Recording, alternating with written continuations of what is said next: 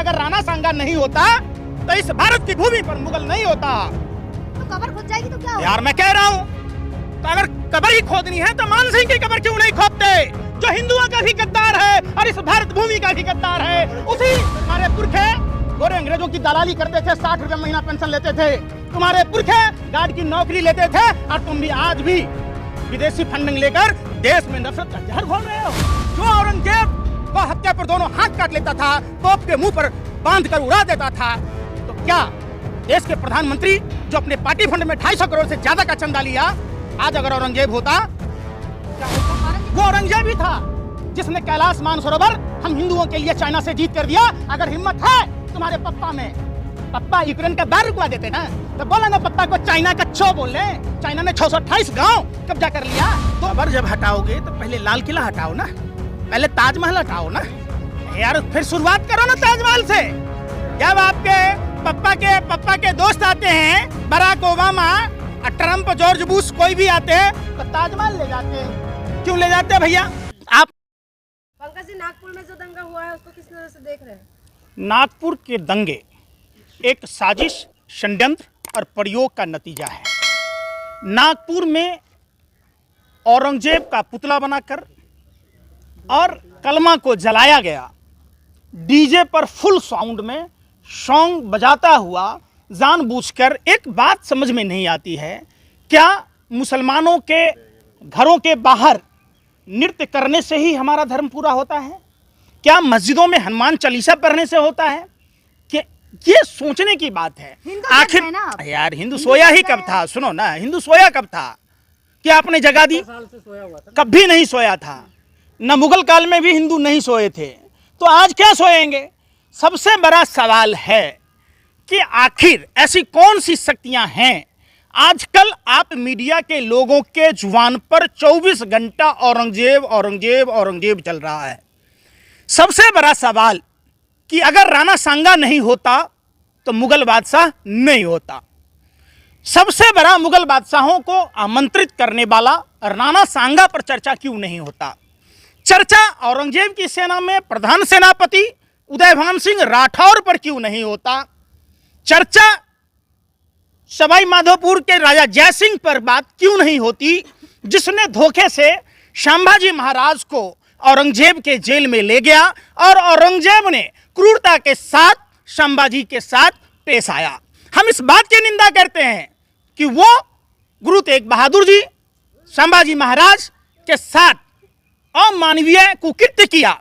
इसके लिए अगर हम उस समय होते तो औरंगजेब से को दंडित करते।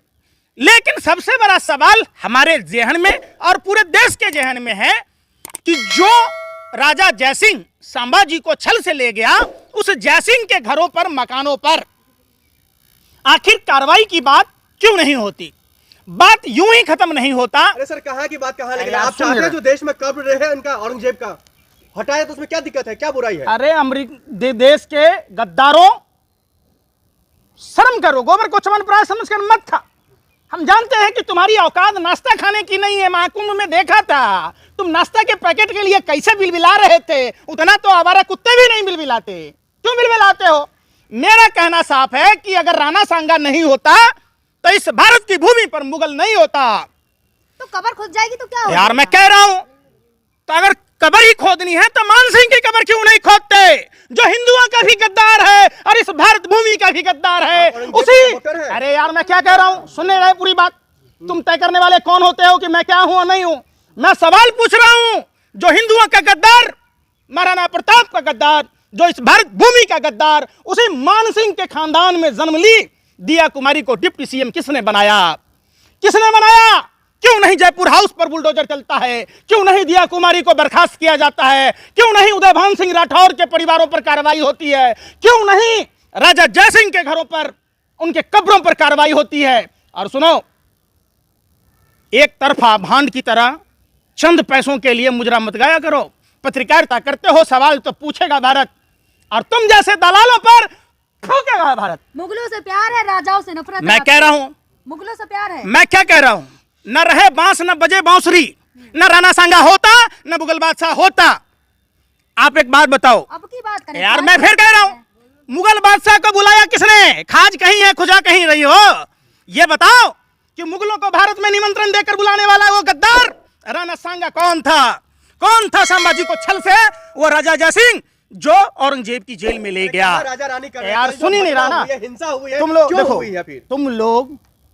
तुम लोग आवारा कुत्तों से भी गए गुजरे हो।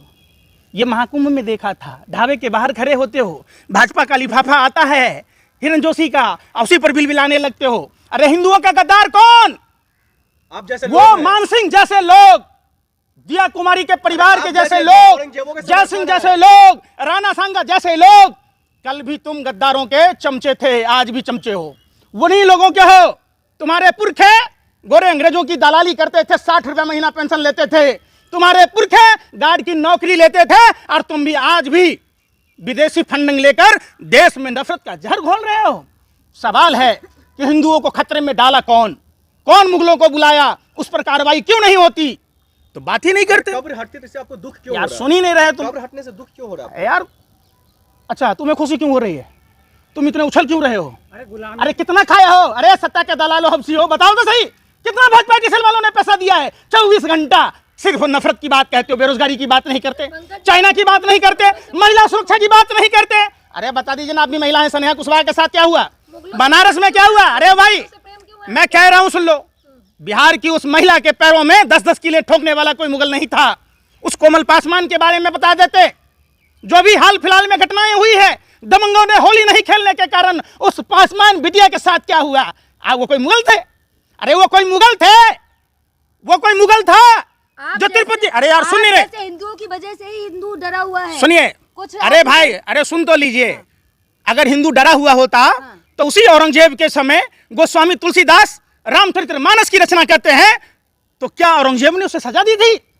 जो संत कबीर पंडित और मौलवियों के खिलाफ, हिंदू और मुसलमानों के पाखंड के खिलाफ जो जी भर भर कर कोसते थे, उस कबीर साहब के, भगवान कबीर के बारे में यार सुन ही नहीं रहे। मैं क्या कह रहा हूं? संत कबीर किस समय में थे पता है तुम्हें? अरे 80 कौन से घाट पर लिखते थे, वो पढ़ते थे, पता है? बस भाजपा का लिफाफा मिला, फुदुक फुदुक के कभी ऐसे हिलो कभी ऐसे हिलो, नाचते रहो गाते रहो, छतरी ऐसा नहीं चलता है पत्रकारिता। आप पत्रकार हैं, देश के गद्दार नहीं है। फडणवीस ने कहा आप जैसे हिंदुओं का इलाज यार करने को तैयार है। सुनो, यही हमारा धर्म सिखाता है, धर्म और अधर्म की लड़ाई एक सच्चा हिंदू लड़ सकता है। और निश्चित तौर पर ये रावण और कालनेमी के लोगों को सबक सिखा कर रहेंगे। अरे सुन लो ना, सुन लो। आप जैसे लोग कम से कम तो विरोध नहीं कीजिए। किसका? भारतीय जनता पार्टी, हिंदुओं का, बीएचपी का, बजरंग दल का। अच्छा, तो एक बात आज भी फैसला हो जाएगा। तुम पत्रकार गोबर को च्यवनप्राश समझकर खाते हो या न खाते हो? एक बात बताओ, औरंगजेब के समय गौ हत्या करने वालों की दोनों हाथें काट ली जाती थी। गौ हत्या करने वालों को तोप के मुंह पर बांधकर उड़ा दिया जाता था।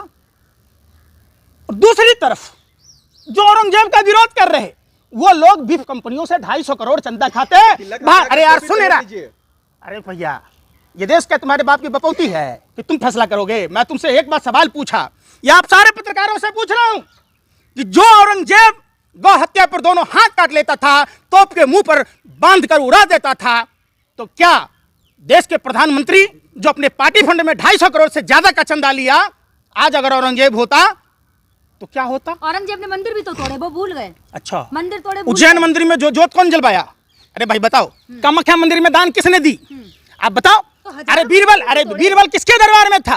इंदु सिंह किसके दरबार में था? उदयभान सिंह राठौर किसके दरबार में था? ये देखो, इतिहास को तोड़ मरोड़ कर पेश मत करो। अभी हाल में अभी एलन मस्क के, अरे यार मुंबई से हिंसा भड़की नागपुर तक है। अरे भाई एक बात बताओ, हनुमान चालीसा पढ़ना क्या मस्जिदे में जाके पढ़ना है? अरे यार पड़ेगा ना। अच्छा, बिहार के जुम्मे में शिवलिंग निकला था। क्या बोल रहे, दांत फाड़ रहे हो? और रिंकिया के पापा की तरफ फॉलो कर रहे हैं क्या? आप इस देश की विरासत को समझिए। वो औरंगजेब भी था जिसने कैलाश मानसरोवर हम हिंदुओं के लिए चाइना से जीत कर दिया। अगर हिम्मत है तुम्हारे पप्पा में, पप्पा यूक्रेन का बार रुकवा देते ना, तो बोला ना पप्पा को चाइना का छो बोल ले। चाइना ने 628 गांव कब्जा कर लिया, 2 नए प्रांत बना लिए, बख्तरबंद पूरा जखीरा खड़ा कर लिया।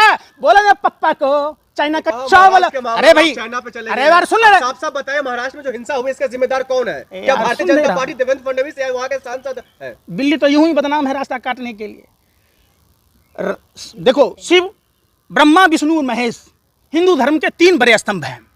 शिव हमारे कैद हैं वहां चाइना में। अगर हमने चाइना की बात कर ली तो तुम्हारे पिछवाड़े में जलन सी आ रही है।